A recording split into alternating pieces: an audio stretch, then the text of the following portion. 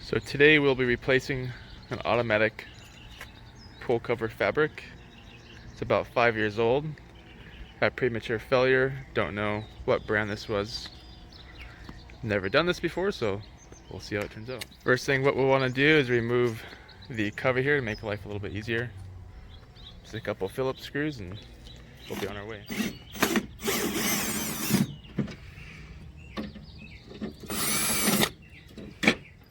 Now with your pull fabric all the way opened and your aluminum cover removed, you'll want to rotate your rope reel by hand until you expose whatever hardware that you have on your to remove that so that we can disconnect the ropes from the reel. Alright, once you have undone your ropes from your reel, you then need to remove your track guides.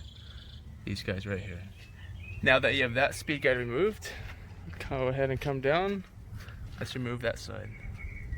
Okay, now that these speed guides have been removed, we can now remove the leading edge slider and the sliders here from the cover. They come out like this. Now we'll remove the cover from the lead edge. Okay, now we can just pull the lead edge out.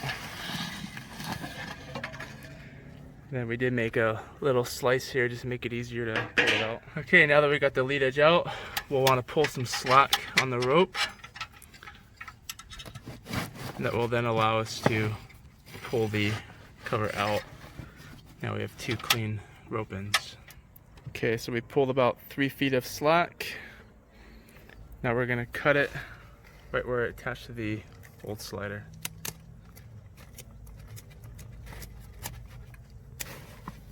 Alright, got a rope. Doing the same thing for this side. Now that we have both ropes cut, we'll now remove the old cover from the spool. As you see here, we just pulled the cover out as we continuously rolled it until we reached the end. The cover is attached to the spool with 5 bolts. 1, 2, 3, 4, 5. You just gotta unbolt it, pull the cover out, then do a nice deep cleaning of the spool. Okay, we have pressure washed the spool, got it nice and clean.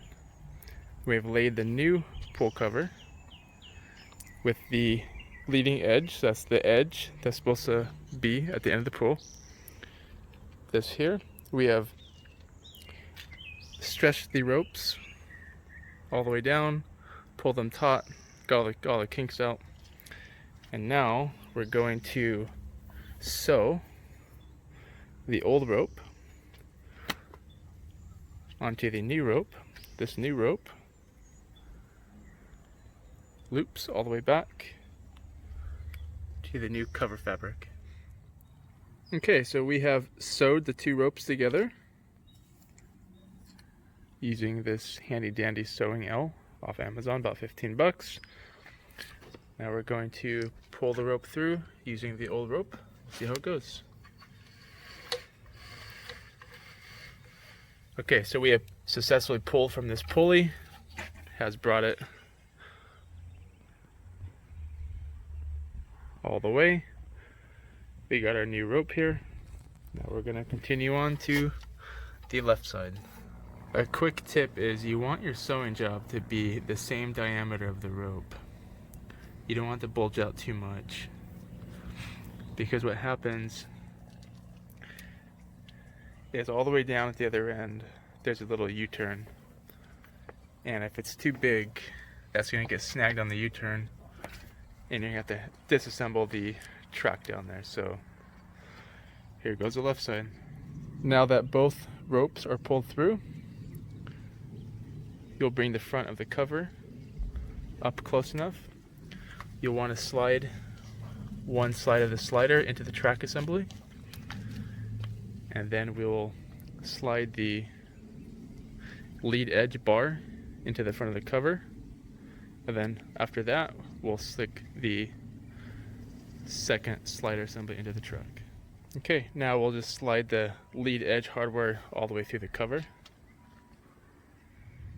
Now that you have your lead edge bar in place, you'll want to go ahead and reinstall the speed guides on both sides. Now once you have your lead edge bar set in place, both sliders into the track and both speed guides reinstalled, you'll want to go ahead and come over to the ropes now. You'll want to bring both ropes about 6 to 8 feet past your rope reel here, cut them, and then you'll attach them to whichever hardware you have on your reel. As you see here, we've already done this. We just attach the ropes to this hardware, and then we spun the rope reel manually until we got the ropes tight. Once your ropes are fairly taut, you'll want to go ahead and utilize the close feature of the cover. A few moments ago, we had all the cover material on the ground here, and we simply closed the cover using the button, allowing it to pull the cover all the way down. There's about 4 to 5 feet of excess cover material that was here. We simply screwed that onto the spool using the 5 screw points as shown earlier in the video, and then we simply opened the cover using the button again, being careful that the cover spooled up straight on the first roll. Now, one quick word of warning and a quick tip is the very first time that we close the cover, when we're dragging all the material out for the first time, the cover is opening crooked, meaning this side was opening first before that side, so it was opening like this. So what we did was we brought the cover lead edge all the way back until this lead edge and slider was all the way against the speed guide. And then at that point,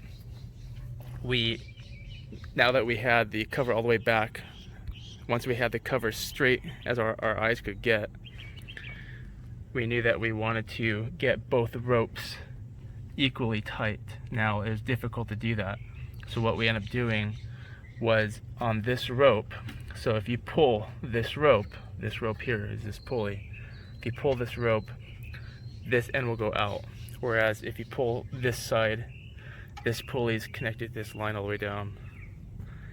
And if you pull that rope, that pulls out.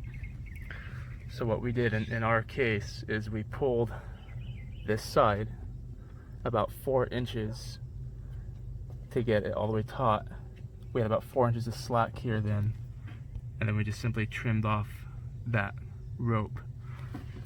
So once we did that, the cover opened completely square.